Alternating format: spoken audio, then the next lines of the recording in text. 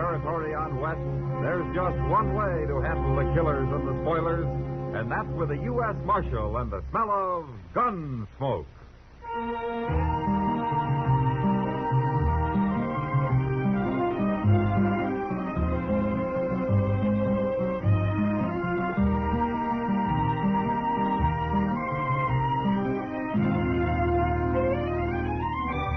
Gunsmoke, starring William Conrad. The transcribed story of the violence that moved west with young America. The story of a man who moved with it. Matt Dillon, United States Marshal.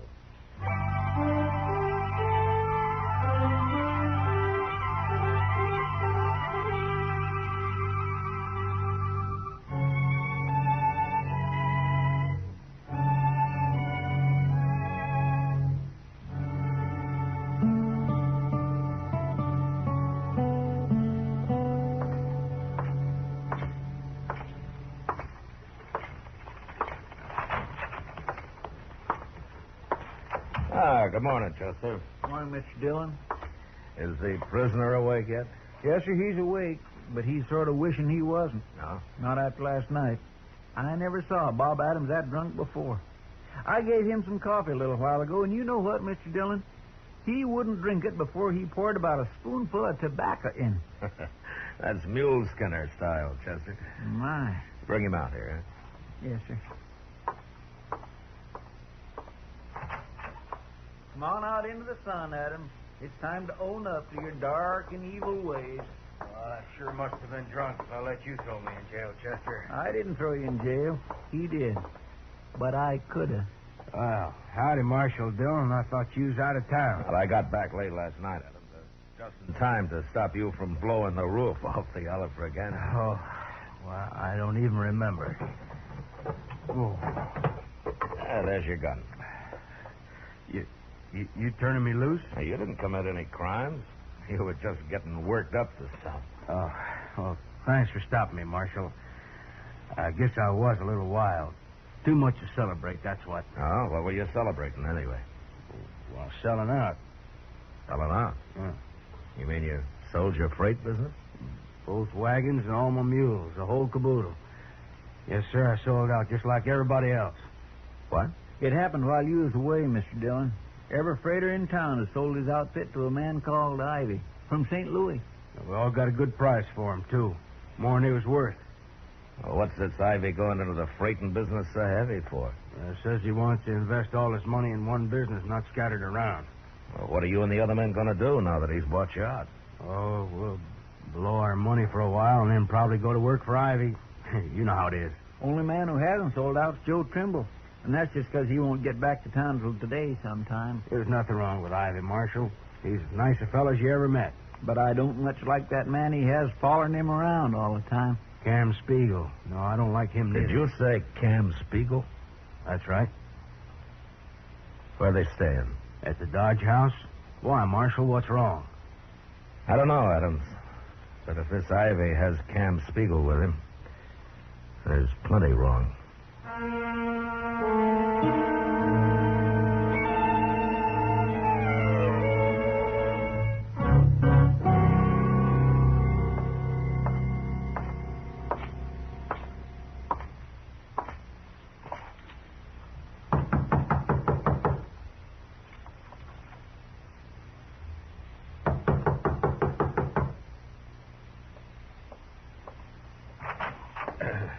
Your name, Ivy? Oh, yes, it is. What can I do for you? I'm Matt Dillon, Ivy. I'd like to talk to you. Oh, you're the U.S. Marshal here. That's right. Well, come in, Marshal, come in. I've been wanting to meet you. Well, Marshal, Dodge acquired a new citizen while you were away. Yeah. I've So set I hear. myself up in the freighting business. And as soon as I buy out Joe Trimble, I'll start running it. Well, that's fine, Ivy. But there isn't much money in freighting. None of these men you bought out are exactly rich. It's like any other business, Marshal. It depends on how it's run. Ah. You've had a lot of experience hauling freight, huh? Oh, none at all, but I hope to learn. Of course, I'll just manage the business, you understand? Uh-huh. Ivy, I'm curious about two things. tell you anything you want to know, Marshal. I realize my methods are a little unusual. Like paying these men more than their outfits are worth? Oh, I did that just to be sure nobody could say I'm unfair. And also because I don't want to be bothered with any competition once I get started. What was the other question, Marshal? Cam Spiegel. Cam. Yeah. Oh, well, he works for me. Most businessmen don't need a man like Cam around. Well, I agree, Marshal. But you see, I brought a lot of money with me from St. Louis, and I hired Cam for protection, you might say. Oh, here he is now. Cam, this is Marshal Dillon. Really is, ain't it? Oh, you know him? Me and the Marshal have known each other a long time, Ivy. Fact is, he run me out of Amarillo once. Ain't that right, Marshal? You give me the same reasons and I'll run you out of Dodge, Cam. Maybe I don't run so easy as I did then. Oh, come now, gentlemen. I'm sure there won't be any trouble. Marshal, Cam's hired as my bodyguard. And if he goes beyond that, I'll fire him. Might be too late by then, Ivy. But he can stay around. Both of you can. Till I find out what you're up to.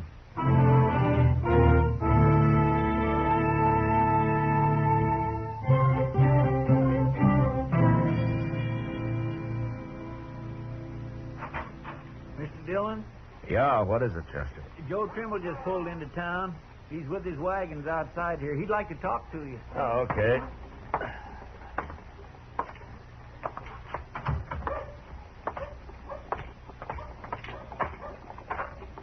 Hello, Trimble. Marshal, I couldn't leave my mules out here. I'd have come inside. Oh, that's all right.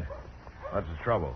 Nothing with me, but Jim Hunniker down at the Sand Creek stage station said to tell you there's been too much engine sign around for comfort the last few days. He wants me to pass the word on to the Army, huh? Yeah. Chester, will you ride out to Fort Dodge and tell Major Honeyman? Yes, sir. I'll get started right away. I didn't see no engine sign, Marshal. I think Jim's getting a mite spooky living out there alone so much. I thought he had someone with him now. Fella couldn't stand it. He run off. Oh, hello, Marshal. Oh, Chester told me this is Joe Trimble. It is. Well, Trimble, I've been waiting for you. My name's Ivy. How do you do? And this is Cam Spiegel. How do you do? Hello? Trimble, I understand you own 3 freight wagons and a dozen mules. That's right. Well, I've bought out every other freighter in Dodge, and I'm prepared to give you $1,000 in cash for your outfit. Is that true? That's the Marshal here. Yeah, they've all sold, Trimble. He's offered them too much money to resist, I guess. Well, I ain't selling. I've been freighting over that trail for 10 years, and I ain't quitting now. All right, I'll give you $1,500, Trimble. I don't understand you, Ivy. You bought out everybody else. What do you need my outfit for? Ain't you got enough now? Yeah, it's my way of doing business, Trimble. You accept the offer? Ivy, I got a little house at the edge of town. My wife's waiting for me there right now. Ain't much, but I built it out of the money I made hauling goods up and down the trail. Maybe someday I'll build me a better one. If I sell out to you, I won't have nothing after a year or so, and I ain't going to do it. Perhaps this has been too sudden for you, Trimble. Why don't you think it over first and then let me know? I'm letting you know right now. You're kind of stubborn, ain't you, Mule Skinner? That's right, I am. That's enough, Cam. Well, you're the only competition I'll have, Trimble, but I'm sure we'll get along fine. There's plenty of business, Ivy. Of course. But anyway, if you change your mind, you just let me know. Sure. Good day, gentlemen. So long, Cam. If Ivy ain't handy when you change your mind, Trimble, you can always let me know. Now, what's he mean by that, Marshal? I don't know, Trimble, but we'll find out soon enough.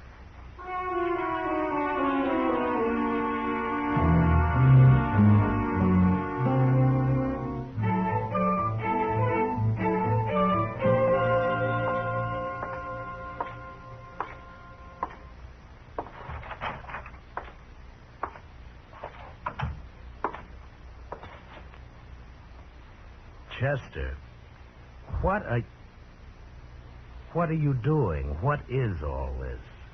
Curtains, Mr. Dillon. Curtains?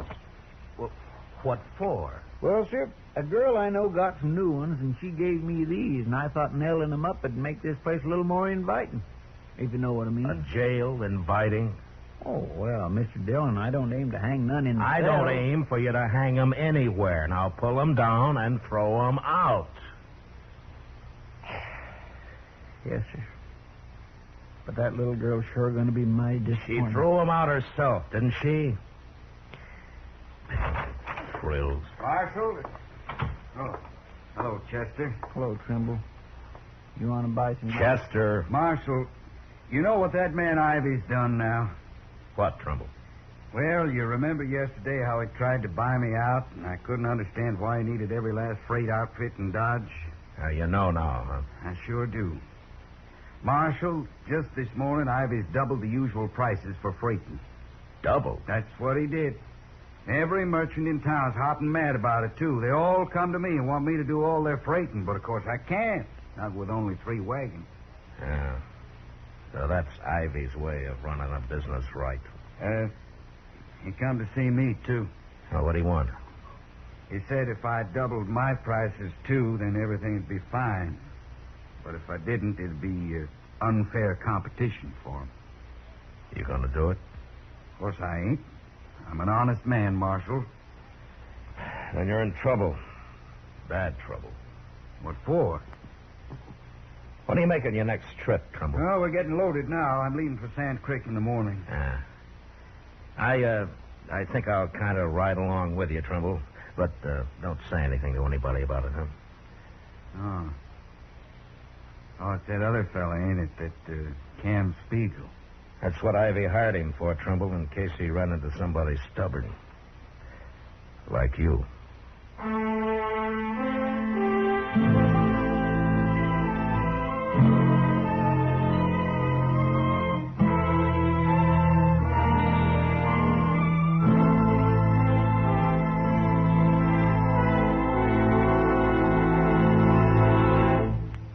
We will return for the second act of Gunsmoke in just a moment. But first, tomorrow night, CBS Radio's Gene Autry saves a father from a lifetime of regret when the parent launches a campaign to make his son prove himself a he-man.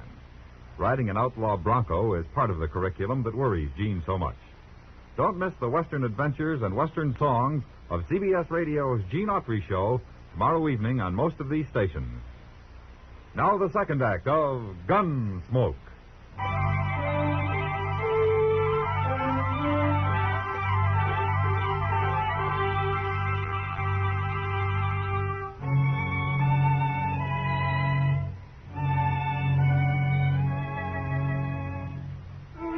It wouldn't be much trouble to hide out with a rifle somewhere along the trail and shoot a teamster off his wagon.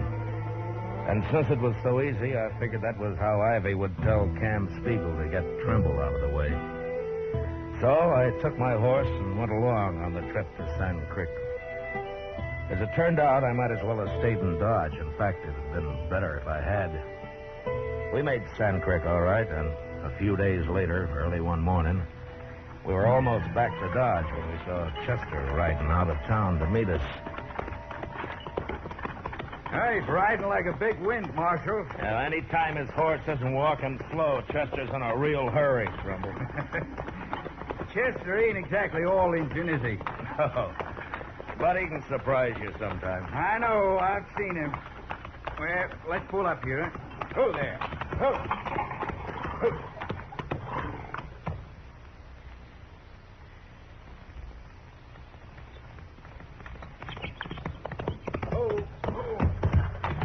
I was hoping I'd find you close by. Is there anything wrong, Chester? Yes, sir, there sure is. We had a fire in Dodge early this morning. What? Fire? Where? What burned? Trimble, I sort of hate to tell you, but it was your house. Was it bad, Chester? Plumb to the ground. My wife. Oh, Doc's out there with her now. She was still alive when I left. Oh. Give Trimble your horse, Chester. You can drive the wagon on in from here. Yes, sir. That's why I come to meet you. Here, Trimble. Thanks, Chester. Any idea how it happened, Chester? No, sir. Nobody has. All right, we'll see you in Dodge. Let's go, Trumbull.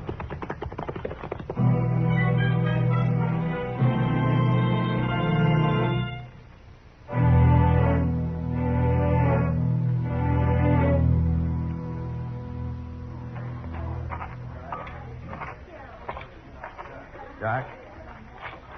Is that her, Doc? I just now covered her up, Trimble. She's dead. I did everything I could. Sure. Sure, of course you did, Doc.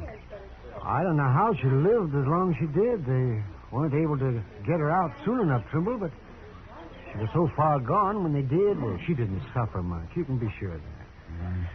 She must have been awful scared, though. Now, you leave her to me now, Trimble. I'll take care of her and let you know when you can come and get her.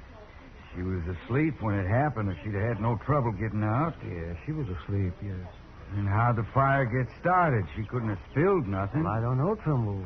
Nobody does. Doc, who saw the fire first?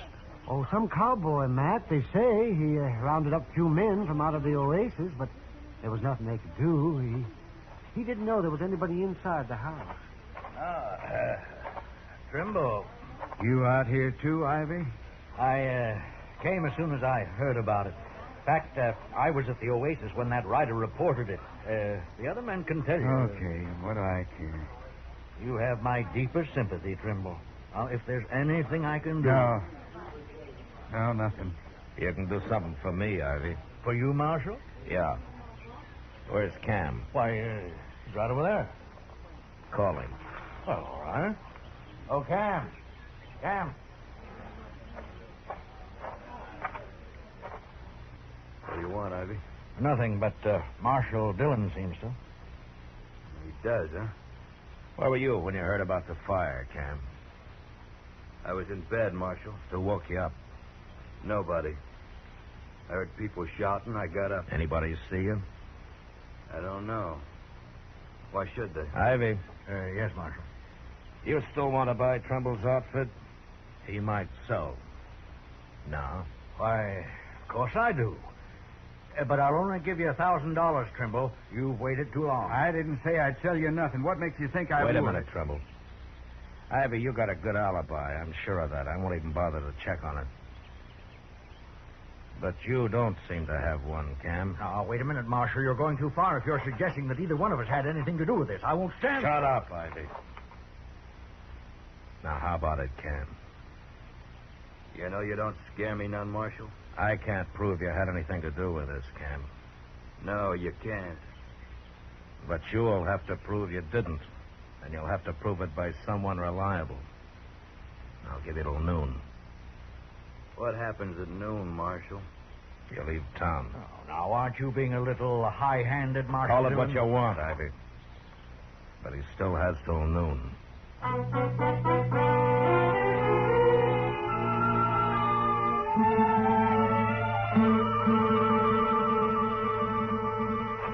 Matt? Yeah, what is it, Kitty? Matt, look at this. Huh? That's $300. Uh-huh. What's this for? I want you to take it and give it to Cam Spiegel. Cam. I got it from him. Along with a hint that if I didn't take it, I'd end up in a ditch with a bullet in my head. Oh. You were supposed to be with Cam last night, is that it? That's it. And the idea is that if I alibi for him, you'd believe it. Oh, Cam's right, Kitty. I would. It's up to you how you get the money back to him, Matt. But couldn't you stuff it into a shotgun and give it to him that way? I've often said it's a good thing you're not a man, Kitty. If I were, I probably wouldn't be any better than the rest of you. Well, it's almost noon. Matt, Yeah. I'll buy you a drink after. How can you? You just threw away $300. Oh, Matt.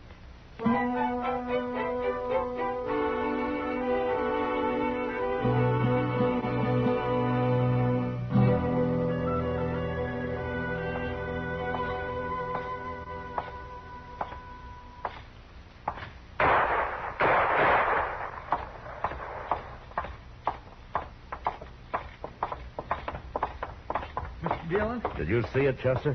right in the Longhorn there. Trimble come in, tried to shoot Cam Spiegel, and Cam killed him. Trimble drew first, Mr. Dillon, but he just wasn't fast enough. Get out of the way, Chester. Yes, sir.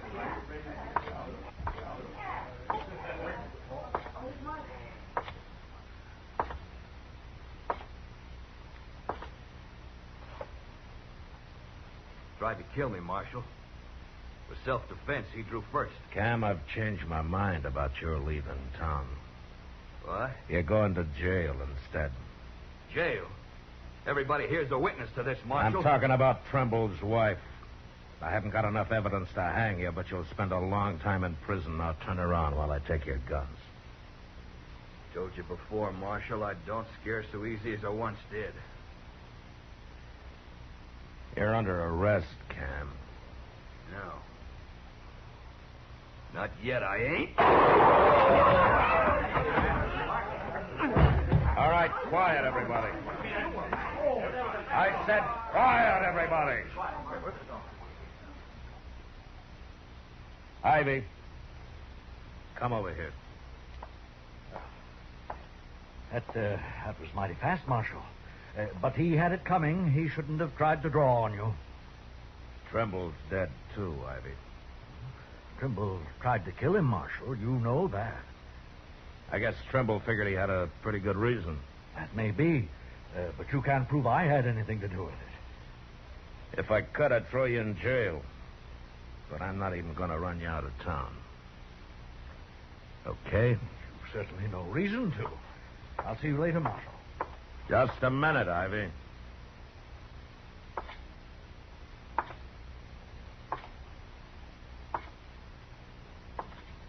Here. Here's $300 Cam gave to Kitty to alibi for him. Somehow she didn't want to do it. I don't know anything about it. Why, give it to me. Take it, Ivy. It was your money in the first place. Cam was just working for you. I won't stand for this, Marshal. You've no right. You know, the Trimbles were pretty well liked around here, Ivy. You just might get out of town alive. If you hurry.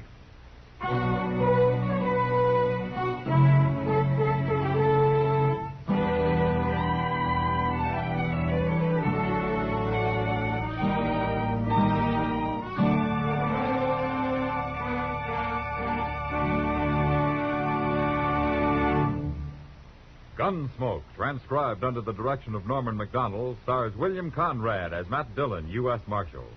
Tonight's story was specially written for Gunsmoke by John Meston, with music composed and conducted by Rex Corey. Featured in the cast were Joseph Kearns, Herb Ellis, Vic Perrin, and Jack Crucian. Harley Bear is Chester, Howard McNear is Doc, and Georgia Ellis is Kitty. Gunsmoke has been selected by the Armed Forces Radio Service to be heard by our troops overseas. Join us again next week as Matt Dillon, U.S. Marshal, fights to bring law and order out of the wild violence of the West in Gunsmoke.